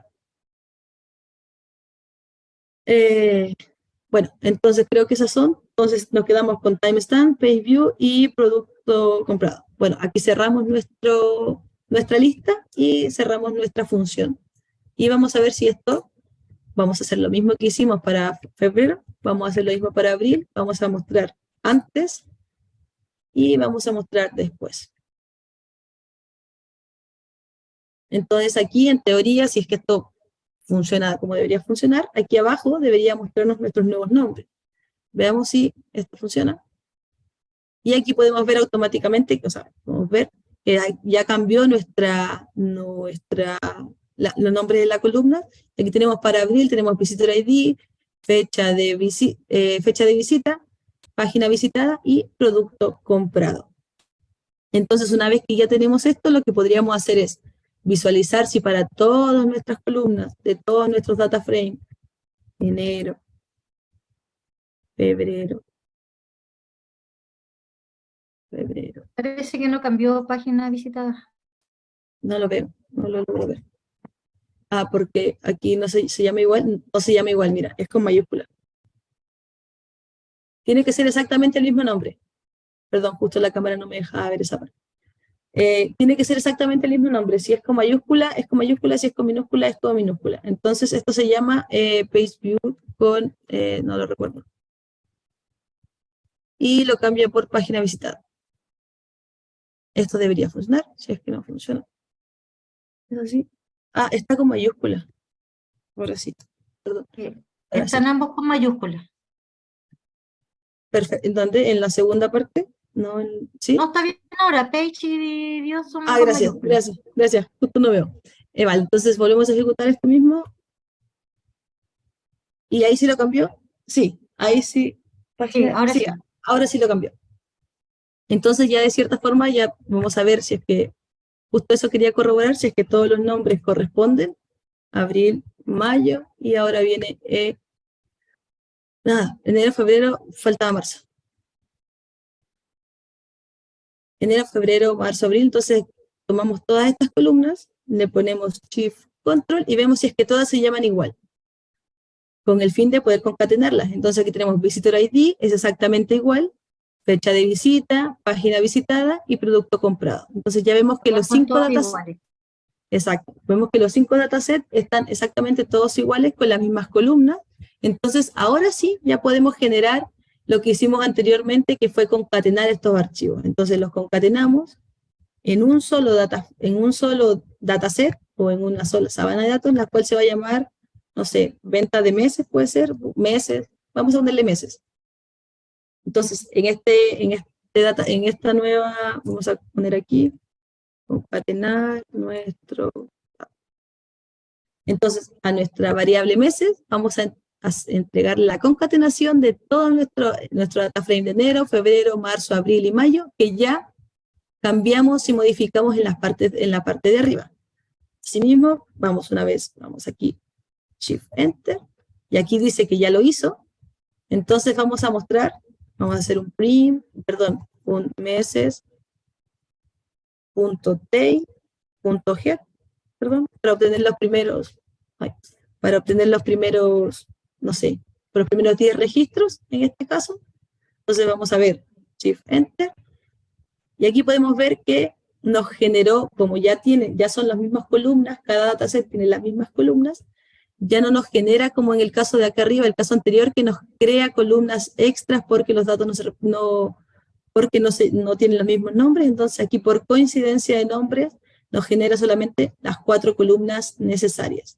Entonces, si en el caso de que no queramos ver las 10 primeras columnas, sino queramos ver las 10 últimas, usamos el meses.table y vemos las 10 últimas. Y aquí podemos ver que son, no sé, que son las 21.999. Tenemos los ID de cada uno de los registros. Ahora, si nosotros decimos, mira, ya tenemos nuestra sábana de datos y queremos guardarla como archivo para, no sé, para aquí dejarlo como un archivo consolidado. Bueno, para eso también usamos una función que se llama, vamos a ver aquí, guardar nuestro data frame a un CSV. Entonces, ¿qué hacemos? Vamos, aquí lo que utilizamos es a meses, le decimos, mira meses, tú conviértete en un CSV y te vas a convertir en un CSV en la siguiente ruta que te voy a indicar. Vamos a poner la misma en data, website, y le vamos a poner, no sé, consolidado venta, .csv, y le vamos a decir que no necesitamos que nos generes los indicadores de la columna, perdón, de la fila, entonces, false. Y con esta línea de comandos lo que debería pasar es que aquí en nuestra carpeta website se genere un nuevo archivo, el cual se llame consolidado venta. Si es que nosotros lo ejecutamos, esto dice que ya pasó y aquí deberíamos poder verlo. En el caso de que no lo veamos, bueno, aquí justo lo vemos, pero en el caso de que no lo veamos, lo que podríamos hacer es actualizar con ese botón de recargar y podríamos ya ver nuestro archivo de consolidado venta en el caso de que no se visualice de forma inmediata. Son las 2:58, no creo que alcancemos a ver, bueno, todo esto que hemos visto hasta ahora es lo que Alberto creo que me preguntó, corresponde al paso 1 de lo que tiene que ver con el tema de preprocesamiento de datos, que es cargar datos de distintas fuentes de datos, generar un dataset único y homogeneizar el tema de nuestras columnas o el nombre de nuestros datos. Entonces, hemos hecho de cierta forma, hemos revisado este primer paso, el tema del preprocesamiento, y debido a la hora, nos vamos a quedar hasta aquí, y mañana vamos a ver vamos a iniciar con el tema el segundo paso, que es la limpieza de nuestro dataset, y después seguiremos con la exploración de datos, y eso ya lo empezaremos, esa parte la veremos en R. No sé si ¿Te tienen puedo hacer algún... una consulta? Sí, José sí, por acá.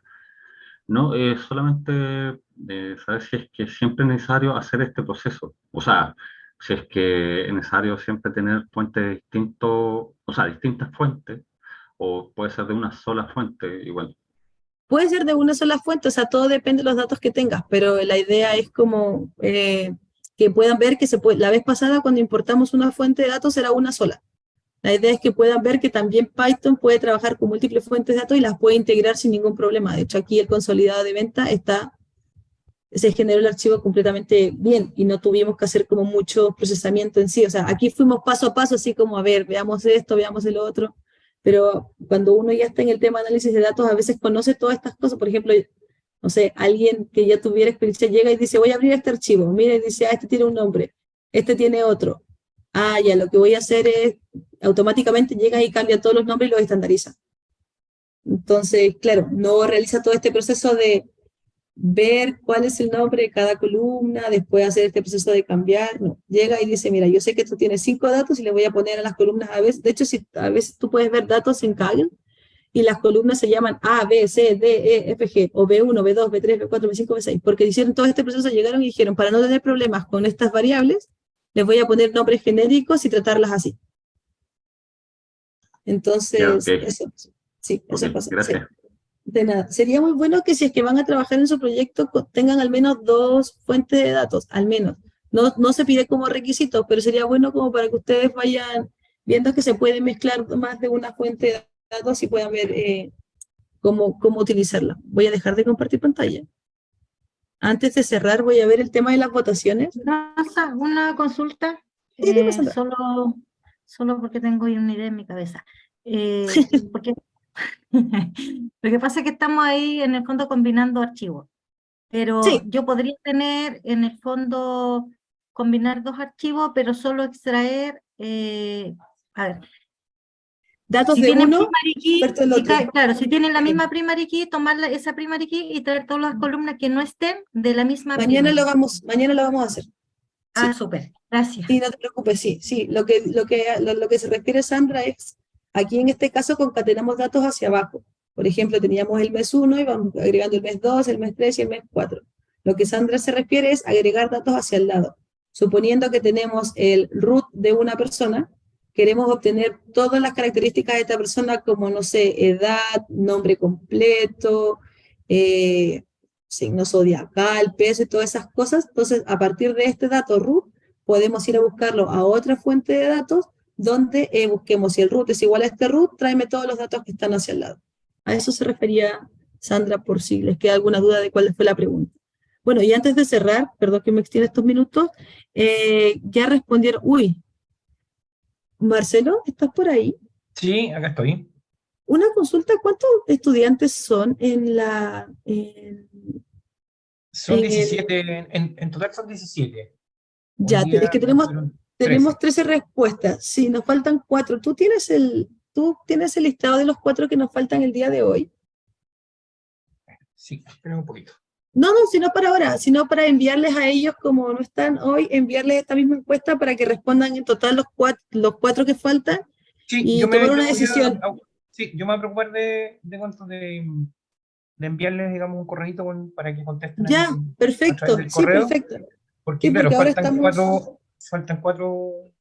alumnos faltan 4 que decidan. estudiantes. Sí, Claro, y porque ahora, está un poquito estrecha la votación, por eso. sí, solo una persona de diferencia, que no sabemos quién es porque es anónima, pero entonces, una vez le vamos a enviar la misma encuesta a estos 4 estudiantes que no se pudieron conectar el día de hoy, No sé si ven ahí el resultado. ¿Sí?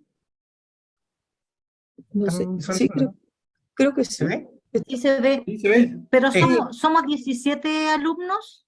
Claro, Sí, son contestaron 17 en 13 total. solamente la encuesta, claro, exactamente. Entonces Claro, o faltaría sea, hay Entonces, tres que están en clase, 2 que están en clase y no contestaron porque hay 15 participantes. no, O es 15 porque sí, somos no te está uno. estamos contando a contando, ti y claro, está contando al profe, ya, ahí me di cuenta. Exacto, exactamente. Ahora que vi Sí, la lista, están ustedes dos sí, infiltrados como eso. alumnos. Ah, Exacto, claro.